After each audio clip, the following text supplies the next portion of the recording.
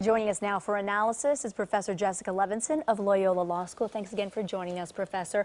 First, let's start off with two European interviews with Donald Trump, where he blasted German Chancellor Angela Merkel while apparently seeming to praise Vladimir Putin of Russia. Let's take a look at what he said. In an interview with British and German newspapers London Sunday Times and The Bild, the president-elect said he would, quote, start off trusting both Russian President Vladimir Putin and Mrs. Merkel on taking office, but would, quote, see how long that lasts. In those interviews, Trump said Angela Merkel made a catastrophic mistake by admitting more than 1 million immigrants. So, Professor, what kind of message is this sending about Trump's world outlook right now?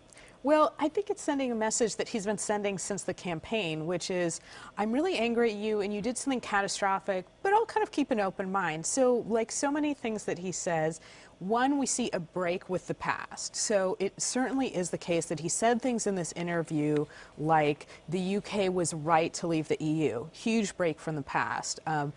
Angela Merkel was wrong. It was a catastrophic mistake to accept refugees. Huge break from what the Obama administration has said.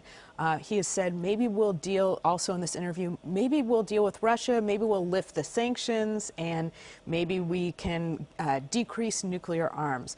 Break with the past. So he's kind of indicated that he's going to go forward on his campaign promises, but then there's this, but I'll work with people and we'll see what happens. So he seems to, as he so often does, be leaving the door open. Trump called Angela Merkel's decision to let in all these immigrants a catastrophic mistake, but he said first he wants to deport undocumented criminals. But going back to German police data actually showed that crimes committed by German immigrants rose 40% in 2016 over 2015. So do you think that gives kind of credence, though, to his argument of calling Angela Merkel's decision catastrophic and rising of the crime rates there?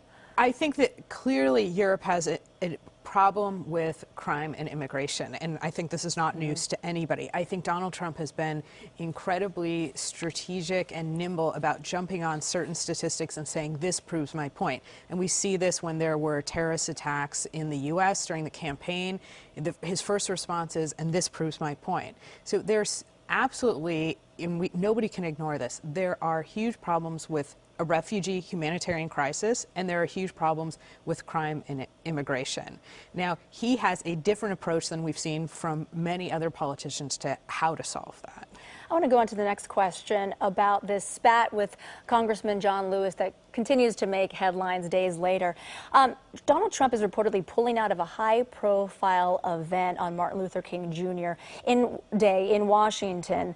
Do you think this will impact his relations with the African-American community in any way? I don't think that this will change much. So what happened is the Trump administration apparently had asked the Smithsonian, the African-American Museum, to potentially set up a visit for Martin Luther King Day. It was apparently never set in stone, never planned. He then said recently, after his fight with Representative John Lewis, who's a hero of the civil rights movement, I have a scheduling problem. I'll go to the museum another time, but I'm not going to go then.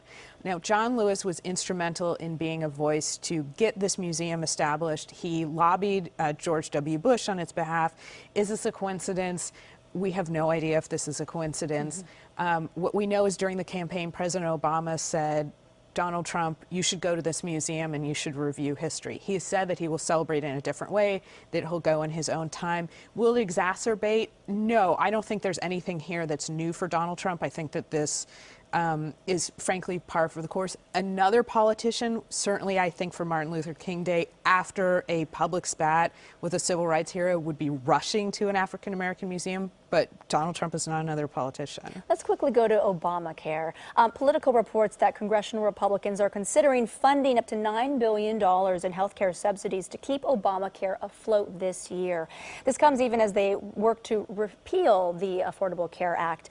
So what do you think this says about their efforts to make the replacement and repeal? Well, I think that this shows that there are at least some faction of the Republican Party who's saying we have to go slowly for the repeal and replace. So this $9 billion of funding is a subsidy for low-income people who can't afford the out-of-pocket expenses. And there was a fear, one, that it would hurt these low-income people who need the insurance, who can't afford, for instance, the copay, anything that's not otherwise covered by insurance when they go in, and that insurers who would otherwise be on the hook will flee the market if this $9 billion isn't funded. Now, Congress and the Republicans have actually sued to declare this subsidy unconstitutional, so they're in this kind of awkward place. I think what we're going to see is that there really is a majority of the Republican Party who is trying to find some other solution before they completely change the current system. Okay, Inauguration Day just several days away. Professor, thank you so much for joining us again.